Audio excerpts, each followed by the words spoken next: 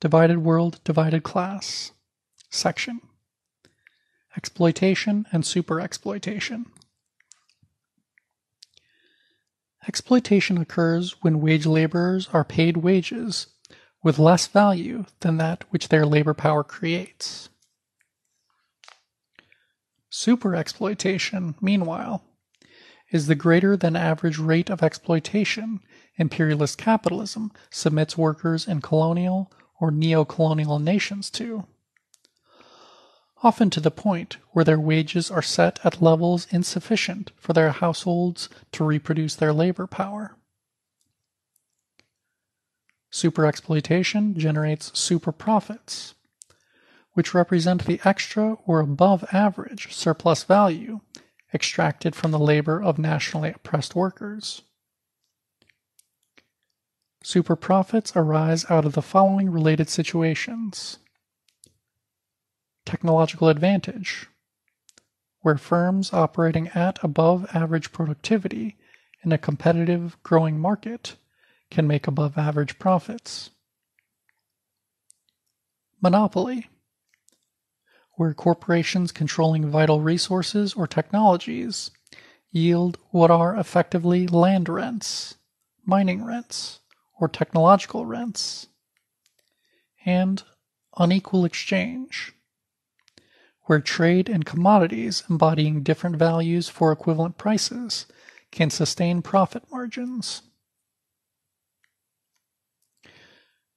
The tendential equalization of profit rates under international capitalism ensures that unrequited value transfers are virtually invisible where these situations are not accounted for.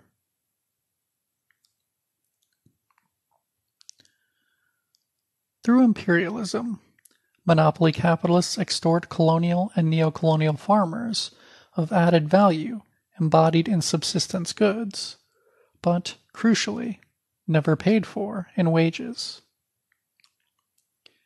There are at least 5 conditions under which superexploitation of, quote, marginal or semi-proletarian workers may occur. 1.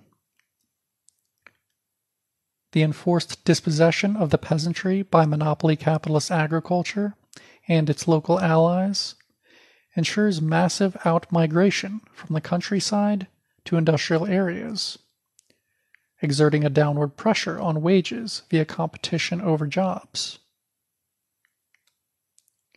2. The Third World peasantry, whose small farms or minifundia operate largely with non-capitalist, unwaged, overworked, quote, self-exploited, and barely subsisting family labor, provides inexpensive food to the urban sector. 3. Urban petty producers and self-employed workers on barely subsistence incomes are used by capitalists to maintain low wage costs by their producing cheap goods and inputs for the manufacturing activities of competitive firms. For example, by making buttons or sewing upholstery at home. Cheap services and repairs, for example through odd jobbing, electrical or plumbing work. And sales of consumer goods to workers below the market price. These third world workers are considered by Kay to be a form of, quote, outworker or proletariat in disguise, even though they are not directly employed by capitalists. 4. By obliging the proletariat as such to subsist partly on value generated by non-wage petty production, and vice versa. Capitalists are able to purchase labor power below its value, and thus accumulate extra surplus value.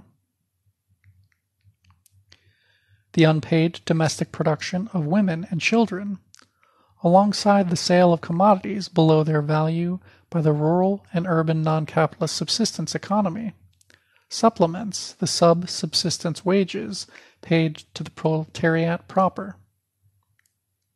The latter are forced to accept extremely low wages for long hours of work in substandard conditions as a condition of their survival. And 5. The marginal workforce is compelled, by virtue of its weak bargaining and purchasing power, to pay a price for goods and services from the capitalist sector, quote, which is far above the value embodied in these commodities and the market demand for them. End of list. In short, superexploitation is the product of capitalism. 1. Within countries wherein a strong national bourgeoisie exploiting in-demand, landless workers has been held back. And 2.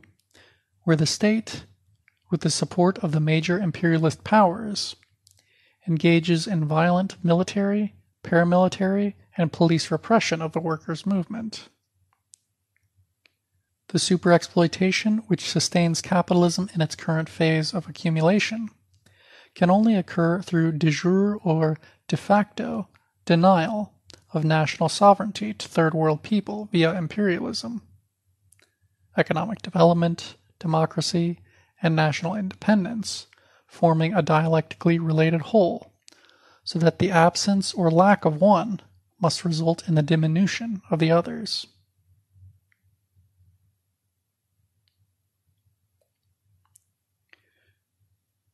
The enduring and systemic nature of superexploitation has led some analysts to argue that so-called, quote, primitive accumulation, characterized by Marx as the dispossession of the peasantry, slavery, genocidal slaughter of the Indians of America and the Caribbean, famines imposed by Britain upon India and Ireland, and other events marking the birth of capitalism in its pre-industrial stage, should not only be considered chronologically, providing, as it were, the, quote, historical origins of capital accumulation. Rather, Verlhoff has argued that, quote, original accumulation, through the depredation of peasant communities and women, housewifization, is an integral or permanent moment in the circuit of capital. Zaremka, however, argues convincingly that Marx's understanding of capital accumulation necessarily incorporates the fact of dispossession, and that the concept of, quote, primitive accumulation was indeed reserved by Marx for transition out of feudalism. In any case, the capitalist appropriation of non-waged producers' output, wageless commodity production, ensures that peasant and urban petty producers, superexploited workers, and domestic laborers producing material values effectively generate extra surplus value, that is, superprofits, for the capitalists who purchase their goods below the value of the labor power required to produce them. Accumulation by dispossession is thus a form both of looting the peasantry and enslaving the superexploited workforce. Indeed, the latter is often forced to live and work in conditions approximating prisons. Having thus established in broad outline what capitalist imperialism is, we may now advance our understanding of how it functions, and thus obtain an estimate of the value of uncompensated value transfer from the third world to the first world. End of section.